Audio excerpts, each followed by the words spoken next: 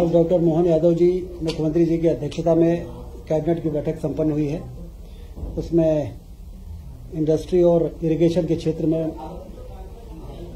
बड़ी योजनाओं की स्वीकृति हुई है।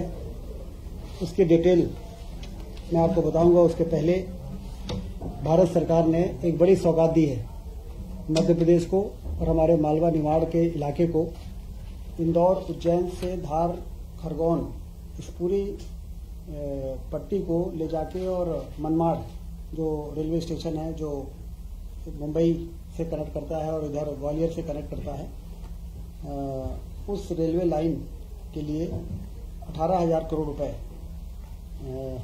स्वीकृत हुए हैं। कल रेल मंत्री जी ने इसकी घोषणा की है और इससे न सिर्फ वो इंडस्ट्रियल कॉरिडोर विकसित होगा बल्कि उस पूरे इलाके के सामाजिक और आर्थिक तरक्की के दिशा में मील का पत्थर साबित होगा। इसलिए मुख्यमंत्री जी ने आज इंदौर में भी पत्रकार वार्ता की है और प्रधानमंत्री जी और रेल मंत्री जी का धन्यवाद उन्होंने दिया है। यह योजना 2028-29 तक पूरी होगी और कुछ क्षेत्र के विकास में महत्वपूर्ण भूमिका निर्मित होगी। इसके साथ ही लोकमाता अहिल्याबाई होलकर जी की 300वीं जयंती समारोह समिति का गठन किया गया है जो विभिन्न कार्यक्रमों के आयोजन वर्ष भर होंगे। हम सब जानते हैं कि अहिल्याबाई ये बहुत ही धार्मिक और एक ऐसी रूलर रही हैं जिनके प्रति लोगों की आस्था, उनके विकासशील सोच और धार्मिक आस्था खासतौर से जो उनके अंदर थी, उसके कारण लोगों के मन में एक विशेष सम्मान लोगों के मन में है। इसलिए ये जयंती समारोह समिति का गठन हुआ है। वृंदावन ग्राम योजना हर विकासखंड में, हमारे मध्य प्रदेश में 313 विकासखंड हैं, हर विकासखंड के एक गांव को चयन किया जाएगा और वृंदावन ग्राम का नाम दिया जाएगा। इस ग्राम में दूध उत्पादन को बढ़ावा देकर किसानों की आय को दोगुनी करने का लक्ष्य रहेगा। उद्यानिकी और औषधि पौधों की खेती को बढ़ाने के लिए वहां पर एक आदर्श कार्य शुरू किया जाएगा। गोबर आधारित गतिविधियों को प्रोत्साहित करना, गौशाला की स्थापना करना, समस्त आवासों को सौर ऊर्जा से सूर्य घर बिजली में इसको बदलना, सामुदायिक सार्वजनिक शौचालय की व्यवस्था, खेल मैदान, लघु वनोपजों के संग्रहण और संवर्धन केंद्र की स्थापना करना, श्री अन्न के उत्पादन को बढ़ावा देने आदि कार्य किए जाएंगे। जिससे जो भी ऐसे कार्य हैं जिसको हम नवाचार मानते हैं, वो सारे कार्य जब एक गांव में विकसित होकर तैयार होगा तो फिर उस तरीके से अन्य गांवों के विकास के लिए उस दिशा में आगे बढ़ने का एक उदाहरण के रूप में ये वृंदावन ग्राम स्थापित किए जा रहे हैं। पंचायत एवं ग्रामीण विकास विभाग इस योजना के विस्तृत दिशा निर्देश जारी करेगी। समस्त नगरीय निकायों में गीता भवन की स्थापना होगी।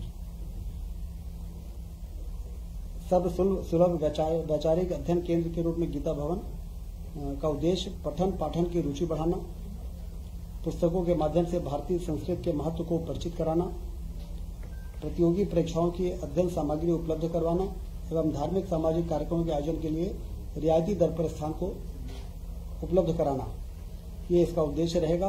नगरीय प्रशासन एवं आवास विभाग द्वारा इसके दिशा निर्देश जारी होंगे।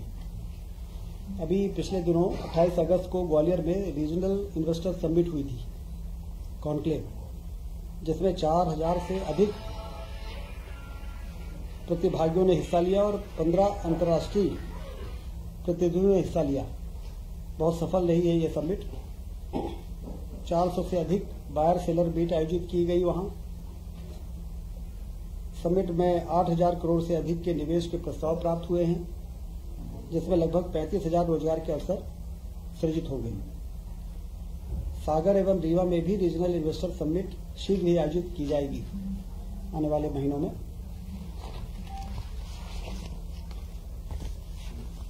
सिंचाई के क्षेत्र में जिस तरह से मध्य प्रदेश में काम हुआ है, जो लक्ष्य है 1 करोड़ हेक्टेयर क्षेत्र में सिंचाई के रकबे को बढ़ाना, उस दिशा में आज एक महत्वपूर्ण निर्णय हुआ है। लगभग 4,197 करोड़ की प्रशासकीय स्वीकृति सूक्ष्म सिंचाई परियोजना जावद और नीमच जिले में, जिससे कि 1,08,600 हेक्टेयर की सिंचाई सुनिश्चित होगी। लगभग 2.5 लाख एकड़ स्वीकृत परियोजना से नीमच तहसील में 253 गांव और जावद तहसील के 212 गांव सिंचाई की सुविधा का लाभ प्राप्त कर सकेंगे। परियोजना नाम क्या है? ये है जावद नीमच ताप युक्त सूक्ष्म सिंचाई परियोजना। आप सब जानते हैं कि इसमें प्रेशराइज्ड पाइप माइक्रो इरिगेशन से बहुत सफलता मतलब बहुत अच्छे परिणाम मिले हैं मध्य प्रदेश के अंदर। तो उसी प्रेशराइज्ड माइक्रो इरिगेशन स्कीम के अंतर्गत जावद और नीमच की योजना है। औद्योगिक क्षेत्र में जो महत्वपूर्ण काम हो रहे हैं मध्य प्रदेश में, उस दिशा में जो नर्मदापुरम जिला है उसमें मोहासा बावई जो इंडस्ट्रियल एरिया है उसमें रिन्यूएबल एनर्जी और एनर्जी से संबंधित जो इक्विपमेंट्स होते हैं मैन्युफैक्चरिंग के लिए एक जोन स्थापित किया जाएगा 227 एकड़ जमीन में, और इसमें 93.50 करोड़ रुपए खर्च होगा, जिसमें केंद्र 60% राशि देगा और 40% राशि का प्रावधान। का अपना संतान के सुख से वंचित है? अब बहिने संपर्क करी विंध्य क्षेत्र के विख्यात पहिल टेस्ट ट्यूब बेबी सेंटर से। महिला से संबंधित कोनो गंभीर समस्या के खातिर संपर्क करी प्रतिदिन पुराना तीर्थ मेमोरियल अस्पताल कुटेही रीवा।